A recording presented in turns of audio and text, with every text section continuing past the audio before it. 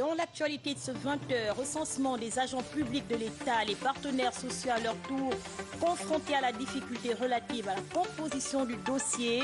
Selon eux, le problème serait dû à leur marginalisation lors de la phase pratique du processus. Eh bien, Lariska Lormamengui nous fera le point dans un instant. Dans le journal également, des produits made in Gabon exonérés de toute taxe désormais à la disponibilité des diplomates résidents ou de passage au Gabon. L'espace commercial vient d'être inauguré et se décline sous l'appellation de Mangassi. Lardi Demamba signera ce reportage. Et puis culture, le cinéma gabonais s'enrichit bientôt d'une nouvelle série en cours de réalisation à l'Institut gabonais de l'image et du son. Intitulée Hôtel Coco, la série traite du quotidien des personnels des hôtels au contact des clients d'horizons divers. Les précisions de Mirande Anguet dans un instant. Voilà pour les titres. Bonsoir à tous et bienvenue dans ce journal. En ouverture, cet entretien entre le président de l'Assemblée nationale, Faustin Boukoubi, et le ministre des Affaires étrangères, Alain-Claude Bilébizé, qui séjournait récemment au Japon dans le cadre de la coopération bilatérale, était ce matin donc faire le compte rendu au patron de la représentation nationale des rapports noués en matière de diplomatie interparlementaire, presse, Assemblée nationale. Au milieu des échanges entre le président de l'Assemblée nationale, Faustin Boukoubi, et son hôte du jour, Alain-Claude Bilébizé, le renforcement de la diplomatie interparlementaire entre les parlements gabonais et japonais. Au terme d'une mission au Japon, le ministre des Affaires étrangères est venu faire au patron de la représentation nationale le point des rapports qu'il a noués à ce sujet. J'ai rencontré des parlementaires japonais et qui sont intéressés à nouer des partenariats avec le Gabon, mais surtout à travailler dans le cadre de la diplomatie interparlementaire. Comme vous le savez, les affaires étrangères porte également ce pan de la diplomatie, encourager la diplomatie interparlementaire. Une visite qui intervient au lendemain de la formation des groupes d'amitié par le bureau de l'Assemblée nationale, le Japon figurant en bonne place dans cette perspective. Le président de l'Assemblée nationale y a déjà pensé et un groupe d'amitié a été mis en place, groupe d'amitié Gabon-Japon, ce qui fait une très bonne chose. Nous aurons donc l'occasion d'en informer les autorités japonaises. À noter que le Gabon et le Japon entretiennent d'excellentes relations diplomatiques depuis plusieurs années.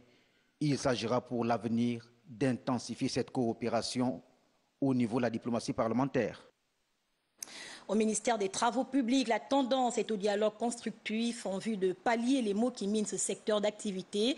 Les deux derniers syndicats, jusque-là réfractaires, acceptent finalement la métendue de la tutelle.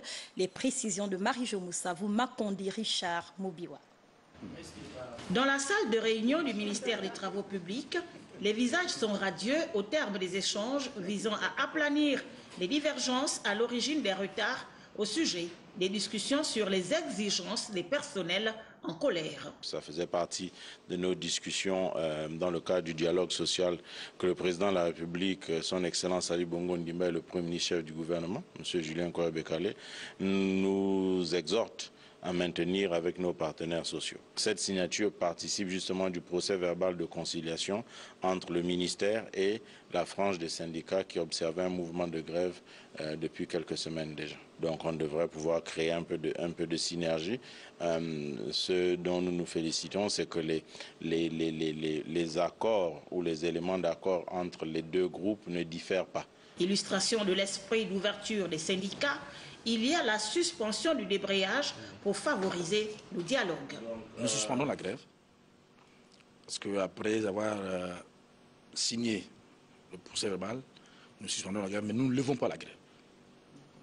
Nous allons suspendre en observant l'administration si elle doit rester dans sa logique d'aller jusqu'au bout pour l'apaisement dans notre maison.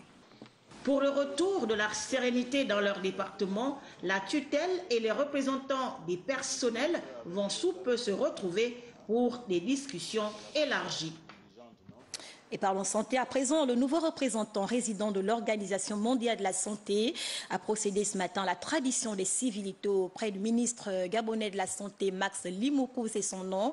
Eh bien, les deux personnalités ont mis à profit l'occasion pour passer en revue le secteur sanitaire de notre pays. On en parle avec Betty Anzembe, Christ, Rodolphe Limbanda.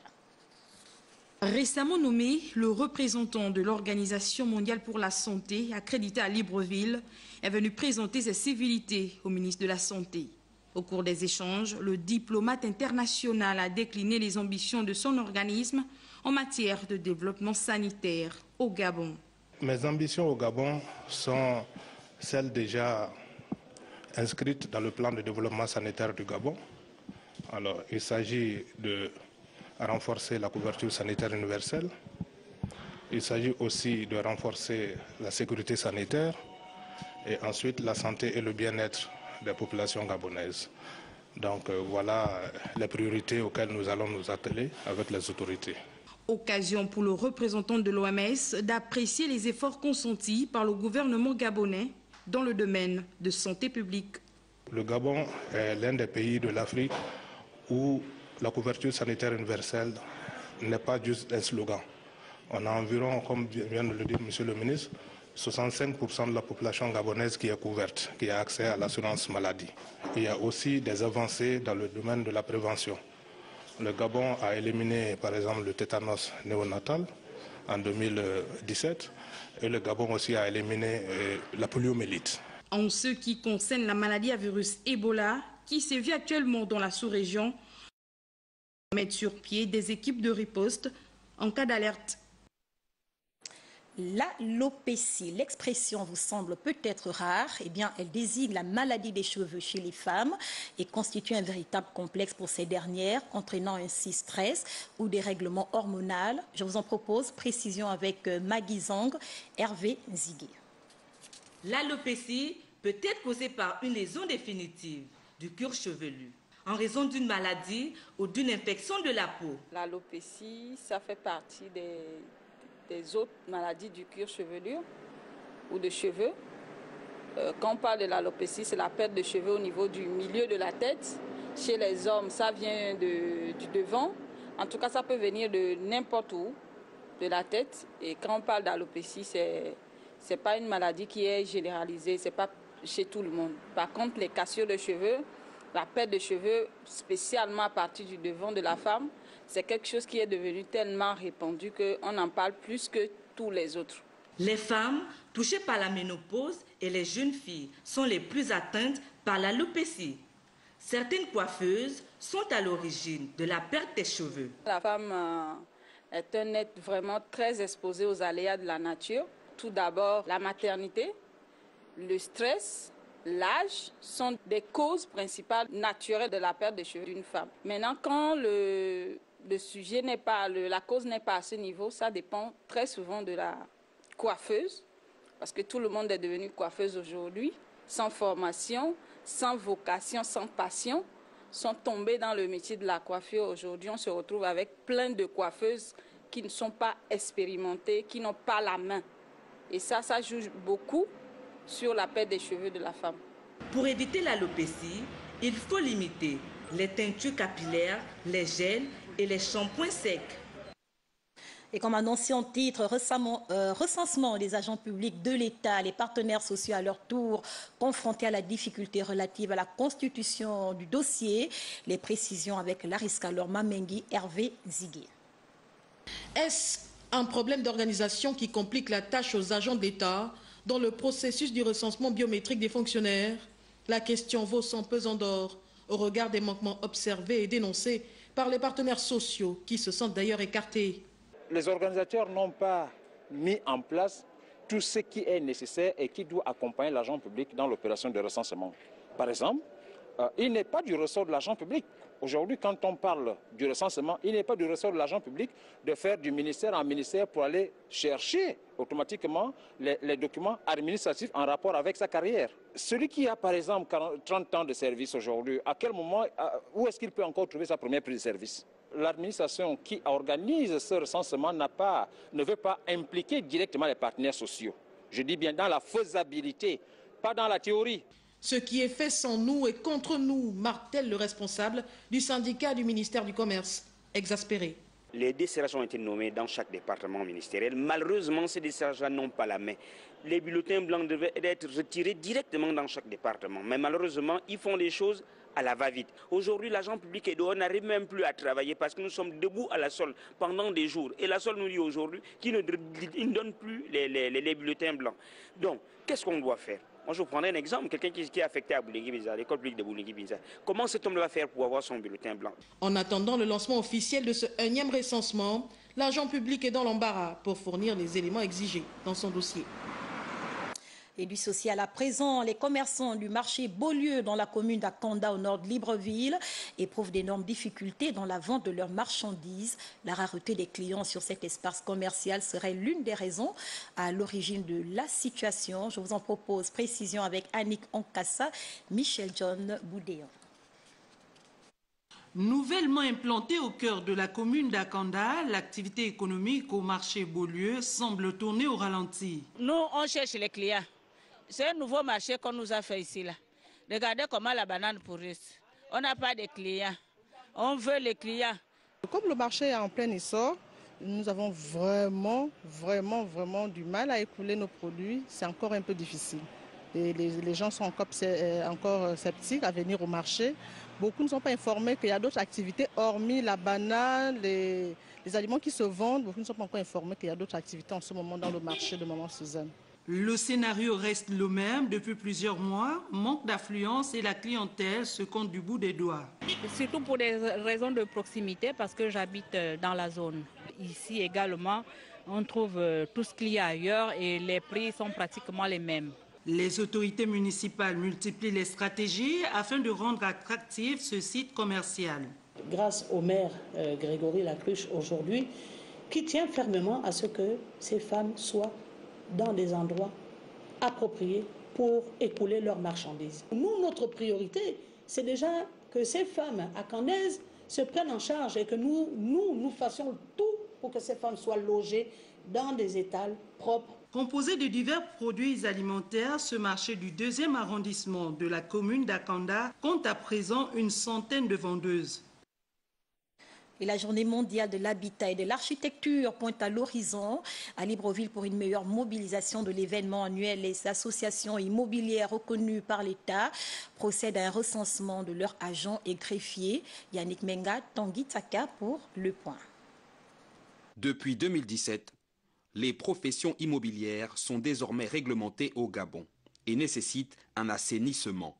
À cet effet, le ministère de l'Habitat a incité les associations immobilières à recenser agents et courtiers en prélude de la journée mondiale de l'habitat, en vue de travailler à l'amélioration de l'implémentation des dites réglementations. C'est aujourd'hui l'occasion de faire un rappel aux professionnels de l'immobilier, donc c'est-à-dire le courtier, l'agent, le syndic de copropriété et l'administrateur de biens, de se conformer à la loi. Il existe 2 principales corporations immobilières reconnues par le ministère de tutelle, parmi lesquelles l'AID, Agence immobilière durable, dont l'agent Jean-Robert Ngwanga en est le président. Ce dernier nous rappelle au passage les prérogatives d'une agence immobilière. Les prérogatives d'une agence immobilière sont de gérer le patrimoine immobilier d'autrui, notamment des questions liées à la location, à la vente et à la gestion proprement dite, et bien sûr améliorer et participer à l'amélioration du cadre de vie des populations.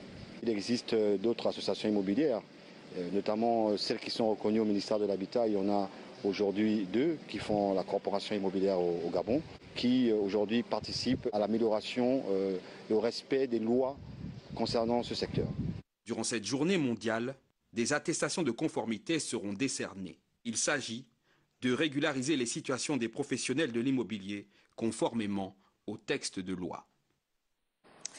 Aubaine pour les écoles publiques et dispensaires des villages de la province de l'Estuaire, eh bien les dites structures bénéficient de matériel didactique et de fournitures en médicaments, une initiative de l'ONG Secours Rural en vue d'assurer au mieux de meilleures conditions d'études aux apprenants de la région. On en parle avec Stevie, Oyan Mezui, Francis Banja.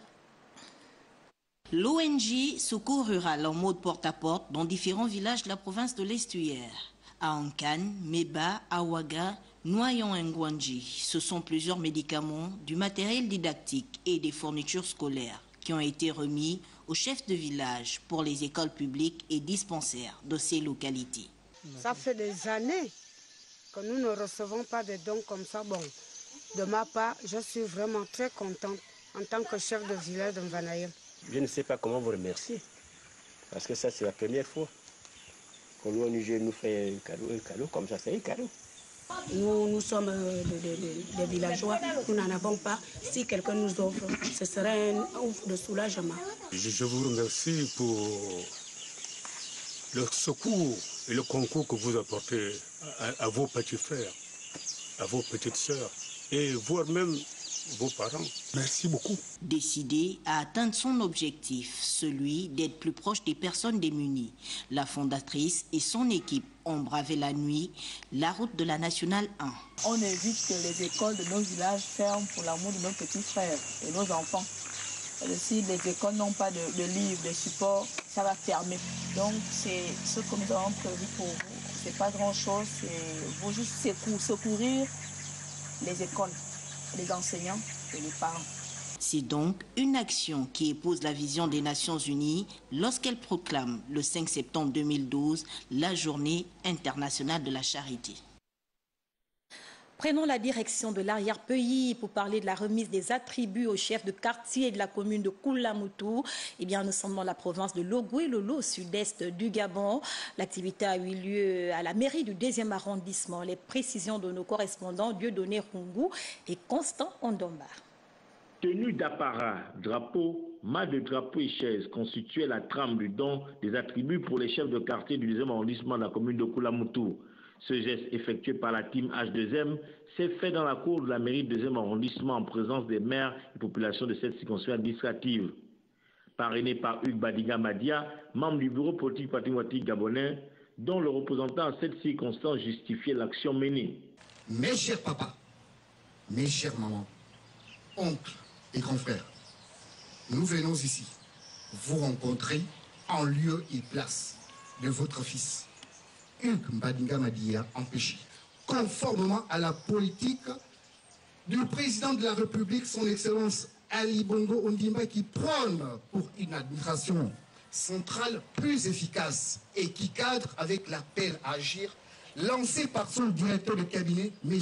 Brice Lacruche Alianga. Très émus par la marque d'attention, les chefs de quartier ont pu trouver les mots pour remercier le bienfaiteur. Monsieur le chef de délégation de la team Hugues Badinga Madia, nous ne saurons comment vous remercier pour ce don que vous venez de nous faire. Ces remerciements s'adressent au premier abord à monsieur Hugues Badinga Madia, qui de près ou de loin ne cesse de penser à nous. Après les mamans de l'arrondissement il y a à peine 2 mois, les chefs de quartier à leur tour, par ce don, viennent de bénéficier de la marque de générosité de celui que les Koulo appellent Ivunda, l'homme d'action concrète. Et nous restons en province pour évoquer la question du conflit homme-faune, loin d'atteindre son épilogue dans la province de la Nyanga au sud du Gabon. Et pour faire face à l'assaut des éléphants, eh bien, les populations rurales optent pour la création des jardins à proximité de leur demeure. Le conflit homme-faune semble être un virus qui ne cesse de gagner du terrain. Et pour y mettre fin, le gouvernement de la République tente de mettre en place des mécanismes. Mais les populations à leur niveau ont trouvé des stratégies, mais qui semblent être inefficaces face à des éléphants affamés. Créer des jardins à côté de leurs habitations serait l'une des stratégies pour ces villageois. Plantation derrière la maison, c'est parce que, à cause des éléphants, même derrière la maison, les éléphants arrivent jusqu'à... Ça passe autour de ma plantation. Si tu vas derrière là, il a traversé de là jusque là où vous voyez le palmier là-bas. Donc le palmier là, les tubercules que j'ai mis là, il a commencé à prendre quelques tubercules. Donc il faut veiller à ça à chaque fois. Voilà pourquoi j'ai mis la plantation. Si j'ai des étrangers dans la nuit, je fais comment? Je touche là, parce qu'en brousse là, il n'y a plus rien. C'est à cause de ça que j'essaie un peu de faire ça. Même à ma population, j'arrive à leur dire, derrière les maisons, mettez un peu quelques bananes, on ne sait jamais, parce que le plus souvent, en brousse là-bas, des fois, il y a rien. Le risque, c'est, on est obligé de faire, parce que même si l'éléphant arrive, on est obligé. Bien sûr qu'il y a des risques, parce que l'éléphant, il peut peut-être qu'il a un enfant, il va peut-être gueuler, si quelqu'un le trouve là, il va faire quelque chose, mais il n'y a pas de choix, on est obligé de faire ça, parce que si on n'a pas ça, on va vivre comment? Vivement que les barrières électriques, dont le processus de mise en place a déjà été lancé, couvrent le maximum du périmètre rural. Ceci permettra donc aux populations de se nourrir du fruit de leur travail. Voilà un reportage signé de Gildas Biviga.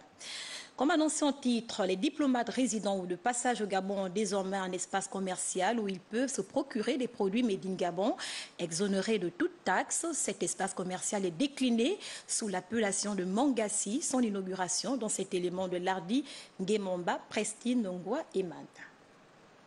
Réservé exclusivement aux diplomates résidents ou de passage au Gabon, le magasin Mangassi, qui signifie boutique dans une langue du sud du Gabon, a été officiellement présenté au public. Longtemps attendu par cette catégorie spéciale de résidents est devenu réalité ce jour. Son Excellence Ali Bongo Ondimba, très attaché dans sa vision à offrir à la communauté diplomatique les facilités nécessaires et à l'accomplissement de ses missions dans notre pays, conformément aux engagements des pays accréditaires contenus dans la Convention de Vienne.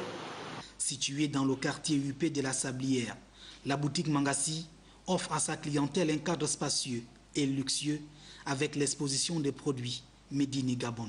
Mangassi est une galerie non seulement destinée aux diplomates, mais aussi c'est une vitrine pour les artisans gabonais qui permet à cette frange de nos compatriotes de pouvoir vendre la destination Gabon, si on peut le dire ainsi. Une initiative très importante pour nous, pour la communauté internationale basée ici au Gabon, pour toute la communauté diplomatique. C'est un geste très important politiquement. Je crois que toute la communauté diplomatique ici va apprécier et qu'il y aura beaucoup à partir de ma épouse qui viendra ici. Un cadre d'achat sécurisé des biens de consommation divers en franchise d'impôts et taxes. Mangassi vient ici contribuer à sa façon à faire rayonner les relations internationales entre le Gabon et les différents pays accrédités. De la diplomatie à la culture, sans transition, Hôtel Coco, c'est le titre de la série en cours de réalisation à l'Institut gabonais de l'image et du son. La série met en relief le vécu des personnels des hôtels au contact des clients d'horizons divers. On en parle avec Miranda Ngué, Alexandre Nkogé. Bienvenue à l'Égis, c'est ici que s'opère la magie de l'hôtel Coco. Tournage qui a débuté ce matin. Nous surprenons les acteurs en plein tournage. Sous l'œil avisé du réalisateur, rien n'est laissé au hasard pour assurer un rendu de taille. C'est un incubateur de projet en quelque sorte. Donc au sein de ce laboratoire est né Hôtel Coco. Hôtel Coco parce que déjà ce qui nous a guidés c'est un peu le choix du décor. Étant donné qu'on avait un décor à notre disposition, c'est vrai qu'il n'était pas aménagé comme vous le voyez. Donc on s'est dit pourquoi ne pas faire une sitcom, donc profiter d'un décor qui est là, l'aménager et puis faire une série qui se passe là. Donc d'où est né un peu Hôtel Coco. Hôtel Coco, ce sont des intrigues que vivent les personnels des hôtels au quotidien, avec des acteurs déjà connus sur l'échiquier national du cinéma. Il faut dire que la série renferme à peu près une cinquantaine de personnages. Donc il nous fallait trouver à peu près 50 comédiens qui rentrent dans ces personnages-là. Donc ça nous a pris un mois et à l'intérieur, vous allez trouver effectivement un mélange entre la old school, la new school. Et parmi ces personnalités-là, vous allez trouver par exemple des gens comme Athanase Nguosso, Prince de Capistran, Médard Moellé, Christian Libina et des jeunes également qui arrivent. Et vous allez voir, c'est pas mauvais comme casting, je pense. Chef d'une entreprise, les ambitions de Fernand Lépoco sont de se spécialiser dans la réalisation et la production des films à effets spéciaux. Du tourisme, on en parle à l'étranger. Après la tour de la Grue Jaune, nos confrères ont été conduits à Yichan, j'espère que je prononce bien, la ville qui abrite le complexe hydraulique des Trois Gorges, un barrage chargé d'histoire. Envoyé spéciaux Martial Chibinga, Jos Lorna Awangi. À 2 heures de train de Yuan, toujours dans la province du Hubei, se trouve Yinshan, la ville abritant le complexe hydraulique des Trois Gorges, en référence au croisement de 3 affluents du fleuve Yangtze, long de 6300 km. Nous sommes à 260 mètres d'altitude Le relief montagneux a favorisé la construction de ce barrage sur une superficie de 15 km². L'idée est vieille de plus de 100 ans. L'objectif principal était de prévenir les inondations trop fréquentes et ravageuses et bien sûr couvrir les besoins en électricité. Aujourd'hui, à travers les unités de production obtenues, d'abord avec l'aide de l'expertise occidentale et ensuite en toute autonomie, grâce à des unités souterraines, le barrage des Trois Gorges approvisionne une bonne partie de la Chine, principalement le sud, sur 1000 km. De nos jours, la technologie déployée suscite l'attraction et fait du barrage des Trois Gorges un site touristique. Au-delà de l'exhibition de la pierre utilisée, dont la solidité est à toute épreuve, cette gravure mettant en exergue 3 personnages se tenant en cercle symbolise l'unité qui aura permis de réaliser ce chef-d'œuvre de 187 mètres de haut.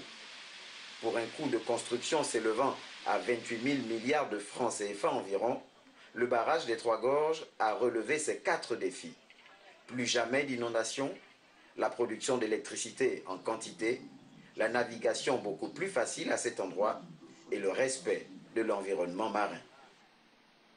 À Libreville, parlons sport, 5e édition de l'Open de l'ambassadeur de Chine, engagé dans les catégories cadets, juniors, seniors, dames et handicapés. Les quelques 80 athlètes qui ont participé à cet événement au Palais des Sports de Libreville ont livré des prestations de haute intensité. Les précisions de John Zue et Gérard Miyindou. Le 45e anniversaire de relations diplomatiques entre la Chine et le Gabon a été célébré de manière particulière au Palais des Sports de Libreville. Cet événement, à la fois sportif et amical, a réuni des joueurs gabonais et chinois avec pour but d'approfondir la longue amitié sino-gabonaise. La 5e édition de l'Open de l'ambassadeur de Chine par l'entremise du ping-pong consacre aux pratiquants de cette discipline une plateforme sur laquelle ils peuvent mieux s'exprimer. Le niveau de compétition des joueurs gabonais s'améliore d'une façon remarquable. L'ambassade de Chine, toujours prête pour accompagner les joueurs gabonais, pour donner davantage de stages, de formation et des matériels de l'équipement pour améliorer leur niveau de compétition.